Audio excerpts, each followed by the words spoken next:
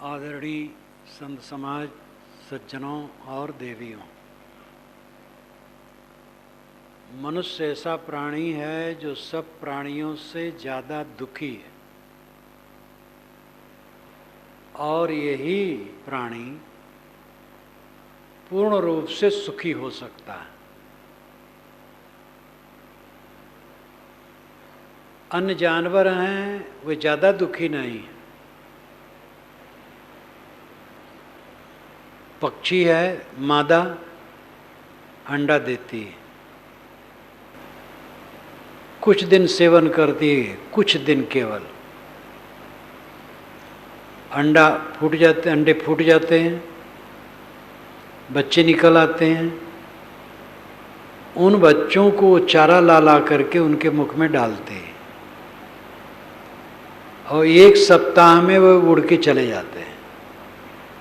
फिर मादा से कोई संबंध नहीं रहता। जो नर पक्षी है वो तो जानता ही नहीं मेरा कोई बच्चा है। अन्य जानवरों में जैसे गाय है, महीनों के बाद बच्चा देती है, बहुत दिन तक दूध पिलाती है, लेकिन जब वो बड़ा हुआ, दूध छूट गया, तो बच्चे से कोई संबंध नहीं। अन्य जानवरों में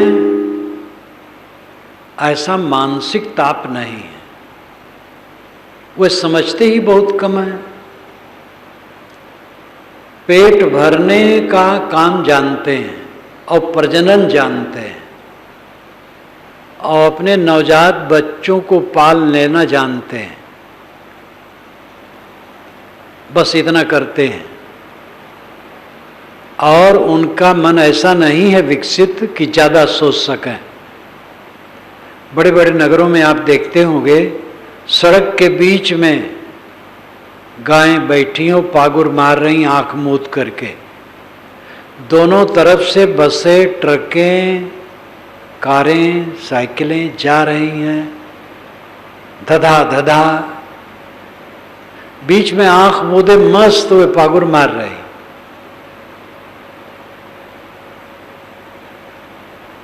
उनको दिमागी खराबी क्या होगी, क्या हाई ब्लड प्रेशर होगा, परवाह ही नहीं है। कुत्ते बीच सड़क में अंगड़ाई लेकर के सोते रहते हैं। ट्रक वाला आगे पीछे होके निकल जाता है, कहीं कहीं रगड़ जाता है, मर गया मर गया। तो अन्य जानवरों में मानसिक तनाव नहीं है, कोई चिंता नहीं है बाल बच्चों की या और कुछ, इज्जत आबरू, घर द्वार, कुछ नहीं। इसलिए अन्य प्राणी वैसे दुखी नहीं जैसे आदमी दुखी है। ये तो पेट भरने और संतान को संभालने में ही जीवन भर धुआंधार हो जाता है और फिर अपने मन इंद्रियों की खोटी आदतें और तकलीफ देती हैं। तो आदमी जैसा दुखी प्राणी कोई नहीं। क्यों दुखी है? क्योंकि उसका मन विकासशील है, ज्यादा सोचता है। तो विवेक से नहीं सोचता, अविवेक से सोचता है, बढ़ा बढ़ा करके वो दुखी रहता है। लेकिन आदमी अपने को संयमित कर ले तो उसके समान कोई सुखी नहीं हो सकता। जानवर तो परतंत्र है, प्रकृति ने उन्हें परतंत्र कर दिया है, कुछ सोच ही नहीं सकते। आदमी स्वतंत्र है, ये विस्तार से सोच सकता है और सकारात्मक सोच करके अपने आप में कृतार्थ हो सकता है। ये मानव की विशेषता है। लेकिन मानव ये न करके अनुचित सोचता है, अनावश्यक सोचता है, समय विरुद्ध सोचता है, असंभव बात सोचता है और दुखी रहता है। सही संकल्प वह है जो आवश्यक है और जिसकी पूर्ति शक्ति के अंदर है, और वह काम करके इंसान पूरा कर लिया और संतुष्ट हो गए। और भूलकृत संकल्प हुए हैं जो आवश्यक भी नहीं है, शक्ति के बाहर है, ऐसा संकल्प करके उसमें उलझ करके आदमी जीवन भर जलता है। और उन संकल्पों में कोई संकल्प थोड़ा पूरा हो जाए तो उसके इर्द गिर्द बहुत संकल्प खड़े हो जाते हैं और फिर उसमें परेशान होता है। सही संकल्प का लक्षण है कि वो पूरा हुआ और बस कुछ नहीं, संतुष्ट, कोई उसकी और शाखा नहीं कि और संकल्प उठे और उत्पाद दिमाग में खड़ा हो। सात्विक संकल्प का अर्थ है वो पूरा हुआ और संतुष्ट। राजस संकल्प का अर्थ है ये तो पूरा ही होना मुश्किल, और कदाच कुछ पूरा हुआ तो उसके इर्द गिर्द कई संकल्प खड़े हो जाएंगे जो उसके शक्ति के बाहर रहेंगे, वो परेशान करेंगे उसके दिमाग को। इस प्रकार आदमी दुखी रहता है, समझ नहीं पाता है क्या करना चाहिए। वो दूसरे की तुलना में डाल करके अपने को दुखी बना लेता है। दूसरे के ऐसा मकान है, ऐसी गाड़ी है, ऐसा धन है, ऐसी प्रतिष्ठा है, दूसरे के समान सोचने का हमें क्या जरूरत है, जो हमारे है बहुत है।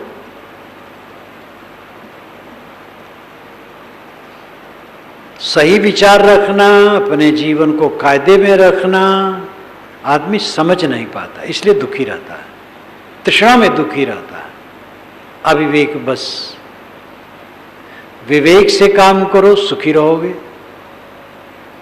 ये नहीं कहा जा सकता है संकल्प नहीं करना चाहिए।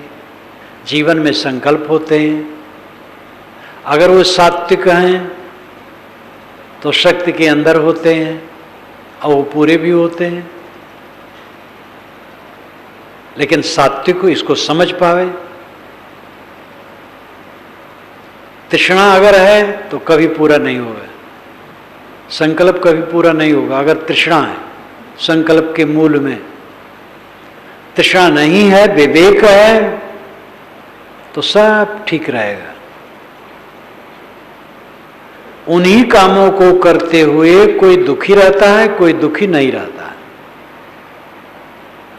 समझ सही नहीं है तो दुखी रहेगा, समझ सही है तो दुखी नहीं रहेगा। परिवार के लोगों को पालना पोसना है, विवेकवान आदमी पालता पोसता है। और चार लोग हैं तो सबका विचार अलग है, संस्कार अलग है, स्वभाव अलग है, समझ अलग है, तो उनसे कुछ ऐसे काम होंगे जो त्रुटिपूर्ण भी होंगे। कोई काम त्रुटिपूर्ण लग सकता है, त्रुटिपूर्ण न हो, ऐसा भी होगा, और कोई त्रुटिपूर्ण भी होगा। समझदार आदमी उनको मीठे शब्दों में समझा लेता है, बता देता है, बस समताशील से मीठे वचनों में समझा देता है और अपना काम करता है। बेसमझ आदमी क्रुद्ध हो जाता है, कटु बोलता है, भड़बड़ा जाता है, दूसरों को भी उद्वेग होता है, दुख पैदा हो जाता है। बात वही है। हमारे पास जो शक्ति है उसी शक्ति के अनुसार काम कर ले, बस कोई परेशानी नहीं। शक्ति के बाहर काम ठान लिए तकलीफ होगी। किसकी तुलना करना है? झोपड़ी में नहीं रहते हैं लोग। ऐसे आदमी भी हैं जो बांस की कमची झुका के जमीन में गाड़ देते हैं और उस पर पन्नी लपेट देते हैं प्लास्टिक की, और नीचे बोरा बिछा देते, उसी में रहते हैं और हंसते हैं, रात में नाचते हैं। 3 पत्थर रख लेंगे, वही उनका चूल्हा है, उसी पर पतीली चढ़ा देंगे, इधर उधर से सूखा कूड़ा कचरा ला करके उसमें जला देंगे और उसी में पका लेंगे और खा लेंगे और रात में नाचेंगे, हंसेंगे, गाएंगे। वही भी आदमी है, सुख से हैं। और वहीं कोई महल में हो, जल रहा हो, क्या सुखी रहेगा? समझ सही होनी चाहिए। सुख के लिए सही समझ की जरूरत है। सही समझ का लक्षण है कहीं न उलझना। उद्वेगित हो करके कटु वचन, कटु व्यवहार, कटु भावना में न पड़ना। अगर आ गया हो तो दूर कर देना, संतुलित होकर के काम करना। परिवार की जिम्मेदारी छोड़ दो, कैसे बनेगा? अमुक आदमी छोड़ दे, कोई एक छोड़ देगा, वो नियम नहीं बनेगा, अपवाद होगा। नियम यह है कि परिवार में रह करके उन्हें संभालना है। हमारा परिवार बहुत बड़ा है, इसे हमें संभालना है। विवेक से रहो, कोई तकलीफ नहीं होगी। विवेक छोड़ के रहोगे, तकलीफ होगी। अन्य बातें सहायक होती हैं, लेकिन खास है विवेक। विवेक जिसका सही है, विवेक सही होता ही है, विवेक है कहना चाहिए, तो दुखी नहीं होगा। जाहि को विवेक ज्ञान, ताहि को कुशल जान, जाहि और जाय वाको आई और सुख है। मनुष्य सबसे ज्यादा दुखी है और मनुष्य ही परमानंद प्राप्त करने का अधिकारी है। परम शांति, आत्यंतिक शांति, कैवल्य निर्वाण, अति दुर्लभ कैवल्य परम पद, वेद पुराण निगम आगमबद, गोस्वामी जी कहते हैं। अति दुर्लभ है कैवल्य परम पद। ये वेद पुराण निगम सब यही कहते हैं कि अति दुर्लभ है। और वो है क्या? आपका मन बोधवान हो जाए, शीतल हो जाए, निष्काम निर्मान हो जाए, बस कैवल्य हो गया। निष्काम हो गया, निर्मान हो गया, शीतल हो गया, कैवल्य हो गया। कैवल्य कहीं आकाश में है? कैवल्य के कोई सोने चांदी के मकान में होता है? यही गर्दा गुब्बार भरा संसार, कीचड़ पानी का संसार, यही हल्ला गुल्ला राग द्वेष भरा संसार, इसी में लोग कैवल्य प्राप्त करते हैं। आतंकवाद का आप अखबार और टीवी में देखते हैं जलवा। कहीं हवाई जहाज उड़ाई जाती है, कहीं ट्रेन के डिब्बे, कहीं कुछ।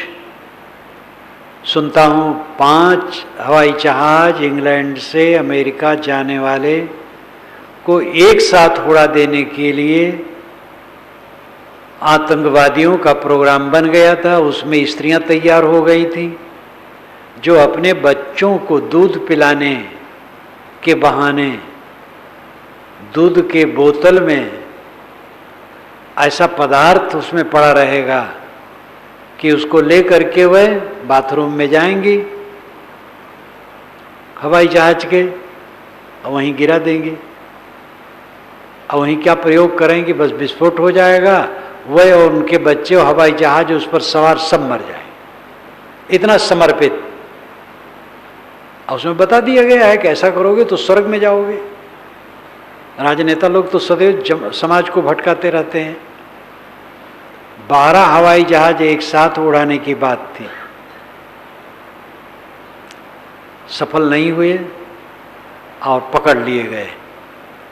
ये बहुत बड़ी बात है।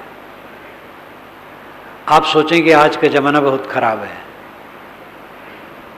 2500 वर्ष से ऊपर की बात है। तथागत बुद्ध के वंश का विड्ढव ने सामूहिक संहार किया था। जो साकेत नरेश था, विड्ढब। विड्ढब अपने पिता को ही जेल में डाल दिया था। तथागत बुद्ध के दर्शन करने वे गए थे और सैनिक लोग पीछे बाहर खड़े थे, लेकिन मंत्री से मिल करके सब काम हो गया था। तो जो राजा के साथ सेना गई थी वो लौट आई।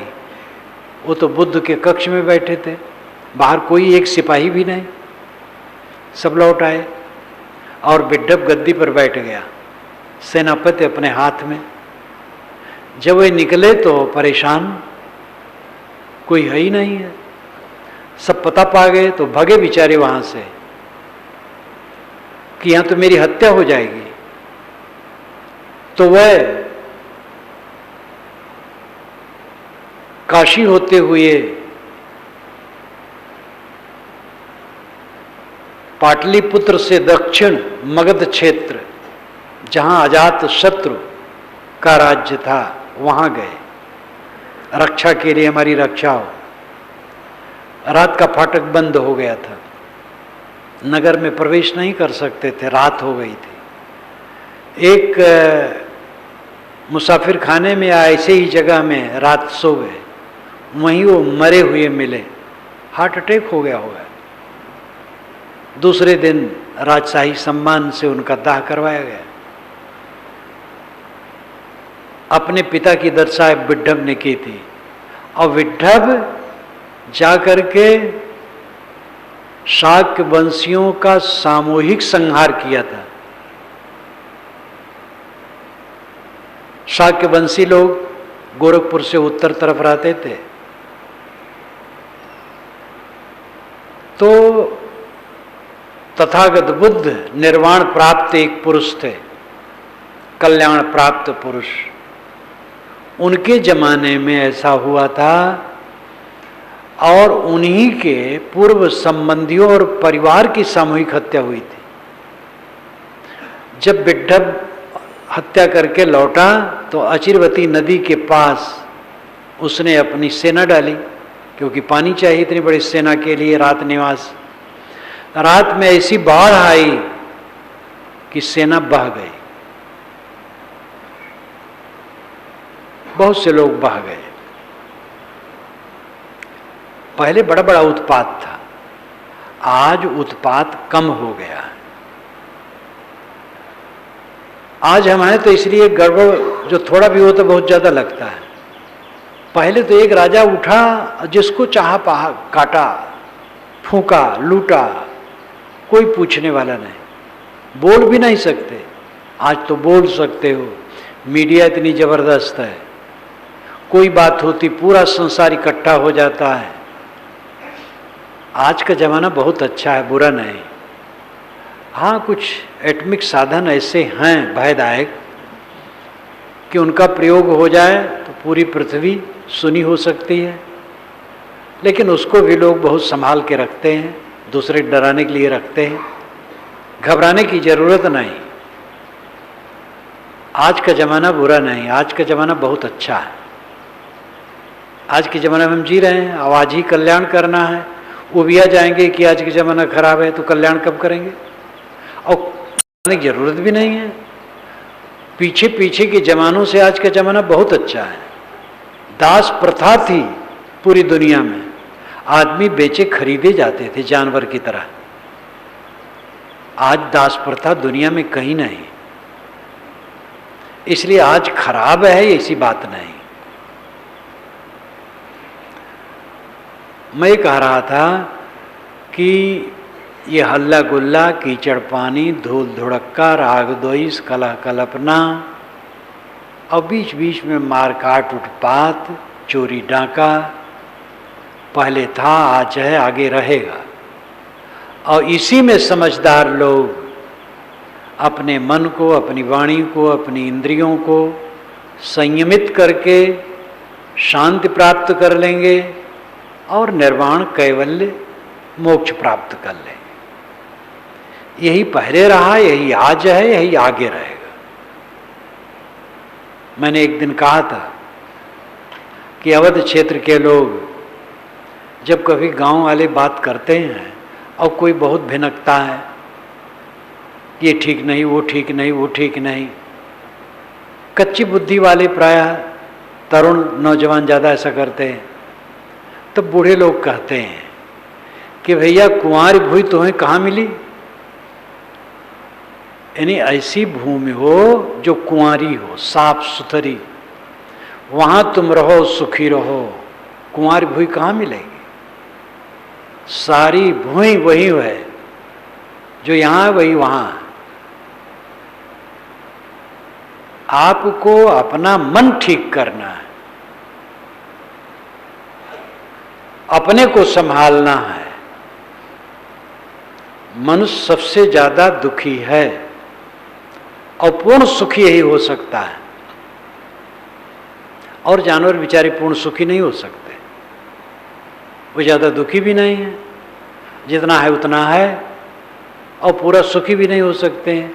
कल्याण की बात तो समझते ही नहीं है, मनुष्य समझता है। कम से कम यहाँ जितने लोग आए हैं उत्तम मध्यम रूप में वो सब कुछ न कुछ समझते हैं। कम समझते हैं, ज़्यादा समझते हैं, जैसी जैसी उनकी पात्रता है, लेकिन सब कुछ न कुछ समझते हैं। उन सब को चाहिए अपने मन को दुखहीन बनाने का काम करें। सबसे बड़ा एक काम है। दुख जीव को प्रिय नहीं है। हम केवल यही चाहते हैं कि हमें दुख न हो, और दुख तब नहीं होगा जब मन निर्मल होगा, और मन तब तक निर्मल नहीं होगा जब तक हमें विवेक ज्ञान नहीं होगा। विवेक ज्ञान के लिए विवेकवान संतों की संगत करो, ऐसे सज्जनों की संगत करो, ऐसे ग्रंथों का पठन पाठन करो, निरंतर इसका अनुसंधान मनन चिंतन करो। जो कूड़ा कचरा दिमाग पर जमा है वो धुले। एक चंदन का गुटका है, मलई गिर, तीव्र सुगंधी वाला, लेकिन पानी बराबर पानी और कचरा पड़ने से उसके ऊपर गंदगी की मोटी परत जम गई, तो जरा भी गंध उसमें नहीं आती है। लेकिन अगर उसको आप रगड़ दें और गंदगी सब निकल जाए, फिर अंदर की सुगंधी आपको मिलेगी। आपका आत्मा मलई गिर है, पूर्ण सुगंधित, कल्याणमय, दुखहीन। उसके ऊपर ये मल विक्षेप आवरण की गंदगी जमा है। इससे अपने आनंद स्वरूप स्थित का अनुभव नहीं होता है। गत वर्ष मेरा कार्यक्रम कोरबा के तरफ एक गांव में था। कोरबा से और उत्तर जंगली इलाका, कार्यक्रम बड़ा था। वहाँ 5-7 लोग सत्संग में आए थे, मुझसे व्यक्तिगत मिले। एक बूढ़े थे, उसमें कबीर पंथ के वे नहीं थे। जो बूढ़ा था बहुत समझदार था, वेद के कई मंत्रों को लिख के लाया था। मैंने कहा इसमें आप क्या समझना चाहते हैं? कहे महाराज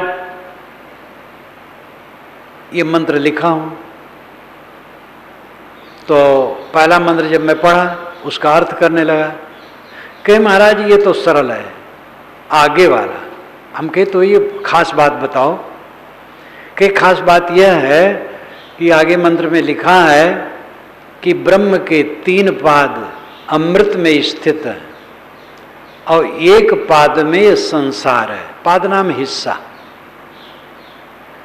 ब्रह्म के एक चवन्नी में संसार है और 12 आना में अमृत है। तो 3 पाद ब्रह्म के अमृत में स्थित है और एक पाद में ये माया प्रकृत संसार है। तो महाराज वो 3 पाद कहाँ है? मैंने कहा वो कागज में केवल है। वो मुस्कुराया, कहा महाराज कई जगत गुरुओं मंडलेश्वरों के पास में गया, हमारे यहाँ कार्यक्रम जगह जगह होते हैं तो मैं इसको लेके पहुंच जाता हूँ। महाराज अमृत की इच्छा है और 3 पाद अमृत में है, 1 पाद में जगत है और जगत में हम है, दुख भोग रहे हैं। तो जहां अमृत है उसका पता लगना चाहिए, वो कहाँ है। तो कोई जगत गुरु, कोई मंडलेश्वर, कोई विद्वान संतोषप्रद उत्तर नहीं दे पाए। मैंने कहा भाई संतोष आपको हो चाहे ना हो, जो मैं उत्तर देता हूं वो ये है कि वो 3 पाद केवल कागज में और कहीं नहीं। तो कहे महाराज तब फिर अमृत कहीं नहीं। हम कहे है। कहे कहाँ है? कहे आप में। मैंने कहा आप में अमृत है। तो उन्होंने कहा अनुभव नहीं हो रहा है। हम कहे अहंकार कामना छोड़ने से अनुभव होगा।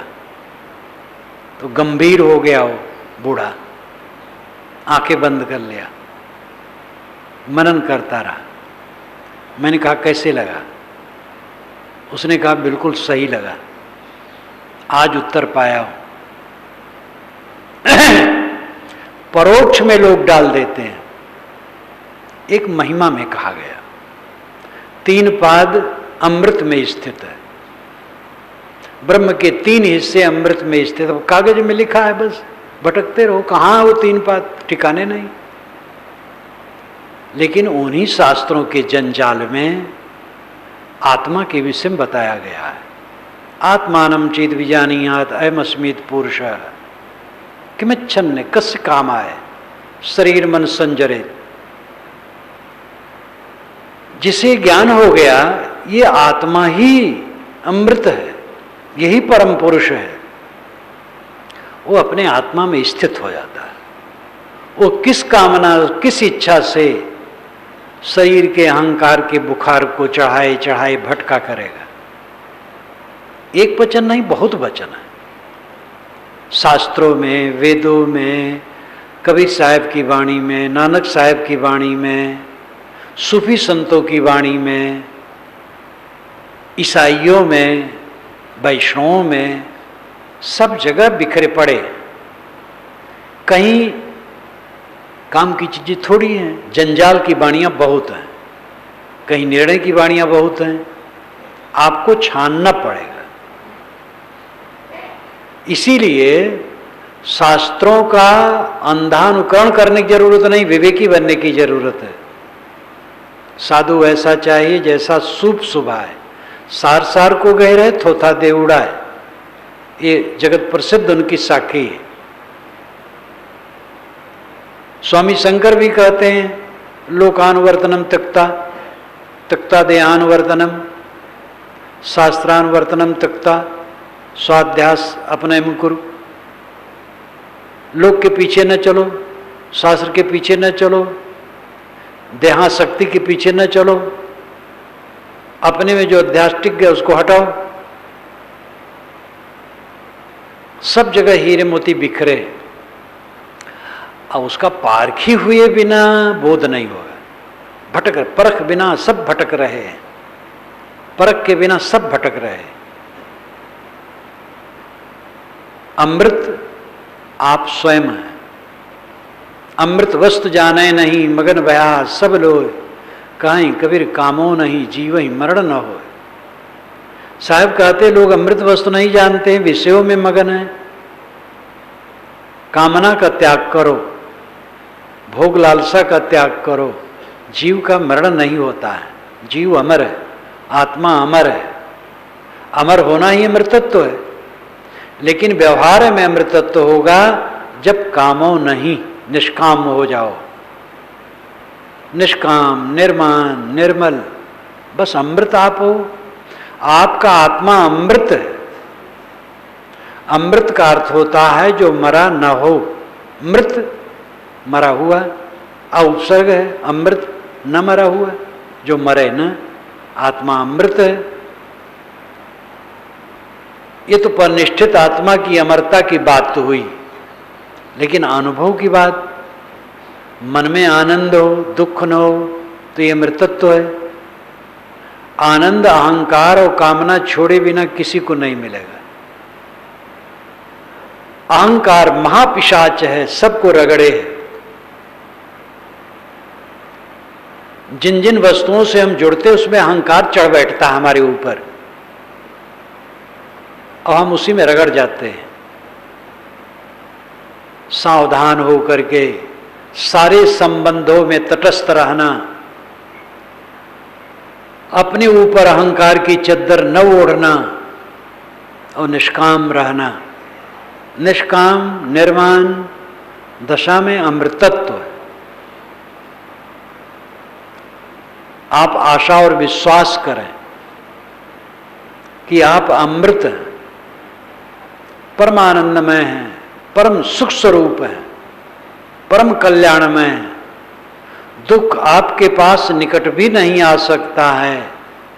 अपने को समझ लें, अपने को संभाल लें। सारे शास्त्रों में जहां लिखा गया यही बात है कि दुख से वो मुक्त हो जाता है, फिर उसे दुख नहीं सताता है। बुनियादी बात यही है कि मन कहीं दुखी न हो। सरल भाषा में कहें, जिसका मन कभी दुखी नहीं होता वो सफल जीवन है। आप कहेंगे कैसे न दुखी हो, लड़का मर गया। लड़का है तो लेकिन कहा नहीं मानता है, लड़का है बीमार है, धन उतना नहीं है जितना चाहिए, हमें भी रोग रहता है, साथी लोग ठीक ठाक नहीं हैं, कई लोग हमारा अपमान करते हैं, संबंधी लोग श्रेय नहीं देते हैं। गिनाओ, लिस्ट बनाओ, खूब दुखी रहो। एकुल रहते हुए भी आप बिल्कुल सुखी रह सकते हो। चित्त से उतार दो ये सब, अपना कर्तव्य करो दूसरे के साथ। अच्छा, दूसरा आपके साथ नहीं कर पाता है उसकी चिंता न करो, अपने को संभालो। तो मैंने कहा था कि अन्य प्राणियों से आदमी ही सबसे ज्यादा दुखी है और यही पूर्ण सुखी हो सकता है। लेकिन इसके लिए जरूरी है ऐसे बोधवान सद्गुरु संतों की शरण में जाओ, पूछो, जांचो, भक्ति भावना से पेश आओ और आत्मबोध ग्रहण करो। ग्रहण करके उस पर चलो। जो मन का कूड़ा कबाड़ है उसको निकालो।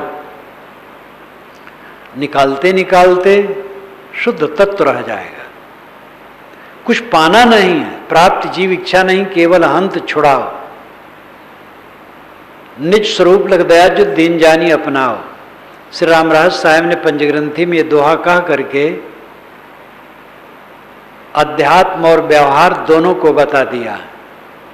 प्राप्त जीव इच्छा नहीं, केवल अंत छुड़ाओ। जीव को कुछ पाने की इच्छा नहीं करना है, केवल सारा अहंकार छोड़ देना है। अहंकार छोड़ दो, शीतल हो जाओ। अब और काम करना क्या है? निज स्वरूप लिख दया जो दीन जानी अपनाओ। दूसरे जीव जो हैं सतपात्र कोई हैं, उनको निज स्वरूप समझकर, अपना सजात समझकर उनको भी रास्ता बताओ। कोई रास्ता जानना चाहता है तो बताओ, सतपात्र को राय दो। स्वयं दुख से मुक्त हो और दूसरों को वो रास्ता दिखाओ।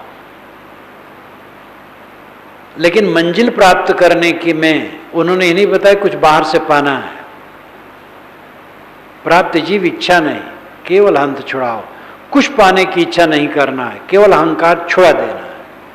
अहंकार छूट जाने पर शेष स्वयं शिव तत्व है। तो ऐसा उत्तम मानव जीवन हम लोगों को मिला है और ये अंधकार नहीं है कि अब्राह्मण को ज्ञान नहीं होता है। ये भी पुरानी परिपाटी लोग घसीट रहे हैं। ऐसी परिपाटी को घसीटने वाले विद्वान हैं और कहते हैं अब्राह्मण और स्त्री को वेद में और आत्मज्ञान में अधिकार नहीं है,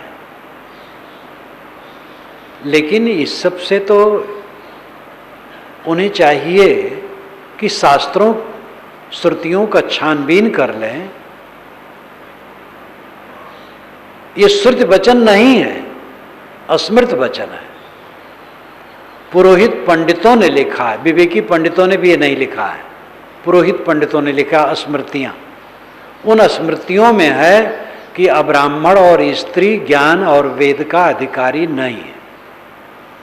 श्रुतियों में कहीं नहीं है, वेदों में कहीं नहीं, उपनिषदों में कहीं नहीं है, बल्कि उसमें स्त्रियां और जिनको शूद्र कहते हैं वो एक बड़े बड़े ज्ञानी, धुरंधर ज्ञानी हुए हैं। तो जो परंपरा को लेके चलते हैं उनको भी तो अपने परंपरा के शास्त्रों का ज्ञान चाहिए। श्रुति के पक्षधर बनते हैं और स्मृतियों के कूड़ा कबाड़ को उद्धृत करते हैं। ये तो अलग बात हुई उद्धृत करने की। प्रकृति क्या है, स्वभाव क्या है, तथ्य क्या है, वास्तविकता क्या है। अगर स्त्री को और अब्राह्मण को पाप लगता है तो मोक्ष का काम करने से उनका मोक्ष कैसे नहीं होगा? कर्म अगर प्रभाव डालते हैं और बुरा कर्म करें तो उनको पाप लग जाता है, तो अच्छा कर्म करेंगे तो पुण्य लगेगा, और अगर ज्ञान वैराग का काम करेंगे तो मोक्ष भी हो जाएगा। ये प्रकृति है, स्वभाव है, तथ्य है। शास्त्र वेद सब अलग धर दो। शास्त्रों का शास्त्र कहाँ है? याज्ञवल्क्य ने कहा है मैत्रेयी, सारे वेद, सारे वेदांग ये पुरुष के सांस हैं, ये आत्मा के स्वर हैं। आत्मा ही वेदों का वेद है, शास्त्रों का शास्त्र है। आत्मा के अलावा कहीं वेद शास्त्र निकलता है? सारे वेद शास्त्र आत्मा की देन है। ज्ञान विज्ञान पानी का स्रोत है, तेल का स्रोत है, हीरे की खदान है, रत्नों की खदान है, लेकिन ज्ञान की खदान और ज्ञान का स्रोत आपने कहीं देखा है? वो आत्मा है, मनुष्य है। मनुष्य का आत्मा है ज्ञान का खदान, ज्ञान का स्रोत। और कौन सा मनुष्य उसमें छोटा है, कौन बड़ा है? इतरा का पुत्र महीदास शूद्र कुलोत्पन्न है।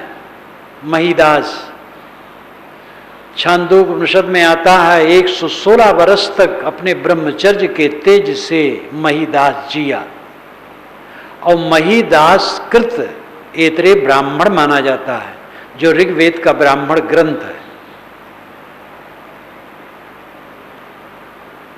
वेदव्यास धीवरी के बच्चे सारे पुराण और महाभारत और गीता उन्हीं से जुड़े हैं।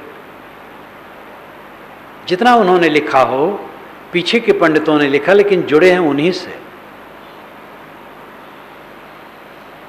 इतना सब जानते बूझते हुए कुछ पंडित दिमाग के लोग आज भी कहते और लिखते नहीं थकते हैं कि अब्राह्मण को और स्त्री को वेद और ज्ञान में अधिकार नहीं।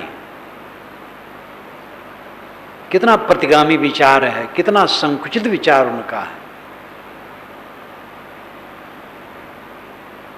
मानव मात्र वेद में, शास्त्र में, सभी बातों में अधिकारी है।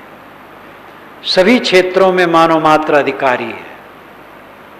वो ज्ञान प्राप्त कर सकता है, व्यवहारिक ज्ञान, आध्यात्मिक ज्ञान, और इसी जीवन में वो कृतार्थ हो सकता है। कबीर साहब के तो डंके की चोट पर ये बात कहना है। उनका तो रास्ते एकदम बिल्कुल सरल राजमार्ग है। वहाँ जरूरतें नहीं किसी शास्त्र से गवाही ली जाए और किसी पंडित से गवाही ली जाए। अन जाने को स्वर्ग नरक है, हरि जाने को नाही। जय डर से भव लोग डरते हैं, सो डर हमरे नाही। साहब कहते हैं अनजान लोगों के लिए स्वर्ग नरक का भय लोग देते हैं।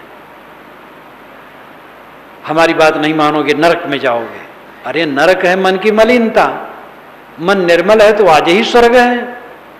हमें डर नहीं, स्वर्ग नरक का डर नहीं है। जय लग डर से भव लोग डरते हैं, सो डर हमरे नहीं। जिस डर से संसार के लोग डर रहे वो डर हमें नहीं है। जो मैं जाने ताहि में जानो, लोग वेद का कहा न मानो, ये बीजक की पंक्ति है। लोग वेद का कहा न मानो, जो मैं जाने ताहि में जानो। अगर मेरी बात समझता है, मैं उसको समझाता हूं सत्य। लोग वेद के पीछे में नहीं पड़ता हूं। लोग क्या कहता, वेद क्या कहता, चिंता नहीं, सत्य क्या है। और इसका किसी न किसी प्रकार अन्य ज्ञानी कहते हैं। अभी स्वामी शंकर का मैंने उदाहरण दिया था, लोकानुवर्तनम त्यक्ता, त्यक्ता देहानुवर्तनम, शास्त्रानुवर्तनम त्यक्ता, स्वाध्यास अपनम कुरु। जब लोक और शास्त्र का पुछलग्गू न बनो कहा जा रहा है तो इसको प्रयोग करना चाहिए। एक तरफ ऐसा कहा जाए और एक तरफ कहा जाए कि अब्राह्मण और स्त्री ज्ञान का अधिकारी नहीं है। वेद के मंत्रों के रचयिताएं बहुत सी स्त्रियां हैं, दर्जनों, दर्जन से तो अधिक ही हैं। शूद्र जिनको कहते हैं वे भी हैं, सबर इत्यादि, और महापूज्य हुए हैं। महाभारत तक में अनेक बार कहा गया है, जो शूद्र तप ज्ञान सदाचार में निष्ठ है वो ब्राह्मण है। क्योंकि वृत्ति ही जाति का, वर्ण का परिचायक है। वृत्ति यानी जीवन का व्यवहार, बर्ताव, आचरण। तो जो लोग शास्त्रों को दुहाई देते हैं वे सम्यक रूप में शास्त्रों का मनन चिंतन नहीं करना चाहते। वो बीच में लगी हुई बातें उसी को स्वीकार लिए, उसी को पंथ बना लिए। अब ऐसी बात करते आज के प्रकाश युग में भी, जबकि उनकी बात सुनने वाला उनके अनुगामी भी नहीं है। एक बार तो अयोध्या से उत्तर एक पंडित जी यहाँ मेरे निवास था, तो एक बड़े पंडित आए। वह हमारे गुरु जी से भी कभी भिड़े थे, जब मेरे साधु होने के पहले। उस समय बूढ़े थे और दिग्गज पंडित थे। मुझसे मिलने समय मांगे, मैंने कहा हमें आदर है, वे तो इतने बुजुर्ग हैं कि मुझे ही मिलना चाहिए, लेकिन आ जाएं। आए, बैठे, दिन भर बोलते रहे। कुछ पूछे तो मैंने उत्तर दिया तो खुश हुए ज्ञान के विषय में कि बहुत सही है। कर्म कांड में आया तो उलझ गए। अब ब्राह्मण समाज वहाँ था, खूब ब्रह्म मंडली जुट गई, उनका नाम भी सुनी। तो जो कुछ कहें लोग हंसें तो समझें कि ये लोग खुश हो रहे हैं, और सब चुटकी ले रहे थे उनकी। जो ये परंपरावादी पंडित लोग हैं, स्वामी लोग, इनकी बात ब्राह्मण परिवार के युवक लोग आज सुनना नहीं चाहते हैं, लेकिन इनको होश हवास नहीं। मेरा एक मध्य प्रदेश के एक पुलिस के सेंटर में प्रवचन हुआ, तो उसका जो डीआईजी अफसर था, ब्राह्मण कुल का नौजवान था। रात में जब प्रवचन सुना, उसी ने आयोजन ही किया था, बहुत खुश हुआ। वो आशा नहीं करता था कि ऐसा कोई बोलने वाला होगा। दूसरे दिन वो गाड़ी लेकर के मेरे पीछे ही घूमता रहा। जहाँ मैं वहाँ घूमने गया, जगह जगह वहाँ प्राकृतिक दृश्य है। तो एक जगह बैठे, थक गए थे, तो वो भी बैठा, तो बताने लगा कि महाराज शंकराचार्य आए थे। तो उनसे मैंने कहा स्त्रियों को वेद में अधिकार है कि नहीं? कहे बिल्कुल नहीं है। तो उसने कहा कि मैंने कहा कि गार्गी तो वेद विद्वान थी, कहे बकवास करते हो। अब उत्तर कुछ नहीं, उसको बड़ी घृणा हुई उनसे। तो ये कितने लोग हैं संकुचित दिल वाले, वे समझ नहीं पाते हैं। ब्राह्मण समाज का जो परिवार है आजकल बहुत बदल गया है, बहुत समझने लगा है। और दूसरे लोग, क्षत्रिय वर्ग के लोग, वैश्य वर्ग के लोग बहुत बदल गए हैं। ब्राह्मण परिवार पंडितों के लड़के पुरोहिताई नहीं करना चाहते हैं, लेकिन ये कुछ स्वामी लोग और कुछ पंडित लोग अभी भी वही जड़ता अपनाए अपनी बात करते रहते हैं, वे अपने परिवार से ही कटते जा रहे हैं। खुशी यह है कि श्रुति जिसको हम कहते हैं उसमें ये प्रपंच नहीं। श्रुतियों में यानी वेद के वचनों में और उपनिषदों में मानव मात्र के लिए समान अधिकार है। कबीर साहब तो इसके महापक्षधर ही हैं। तो मैं ये कह रहा था कि मानव मात्र स्त्री पुरुष गृहस्थ विरक्त सब कल्याण के अधिकारी हैं, दुखों की अत्यंत निवृत्त जीवन को इष्ट है, और वो आत्मबोध आत्मशोध आत्मशांति से संभव है। सत्संग स्वाध्याय साधना सेवा से ये संभव है। सेवा से चित्त शुद्ध होता है, स्वाध्याय सत्संग से ज्ञान की वृद्धि होती है, साधना से उस ज्ञान में स्थित होती है। यह जो कोई अपना लेगा धीरे धीरे उसके दुखों की निवृत्ति होगी। मन दुख रहित रहे हर समय, यही इस जीवन की सफलता है। कितना आदमी धनी हुआ, कितना विद्वान हुआ, कितना पद वाला हुआ, ये सफलता दिखाऊ है। ये सब में रहते हुए कोई सुखी नहीं रहता है। आत्मबोध आत्मशोध और आत्म शांति में ही परम सुख है। 7 दिन तक ध्यान शिविर जो चला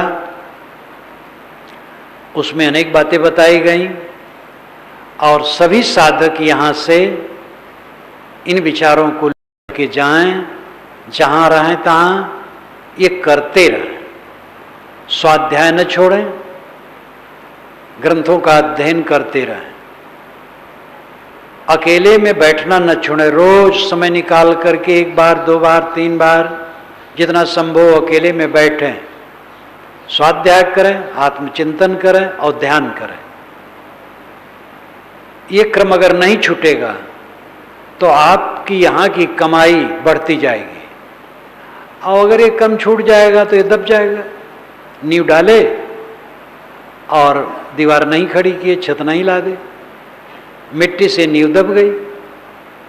तो जो आप यहाँ किए हैं इसको पूर्ण सफल करने के लिए जहाँ जहाँ जो संत भक्त हैं रहते हैं, वे अपने अपने घर आश्रम या जहाँ भी हों इस काम को बढ़ाते रहें, और सेवा स्वाध्याय साधना की त्रिवेणी में निमज्जन करते रहें। तो निश्चित है दुखों से अत्यंत निवृत्ति का जो लक्ष्य है वह प्राप्त होगा। इसी के साथ अपनी वाणी को मैं विराम देता हूँ।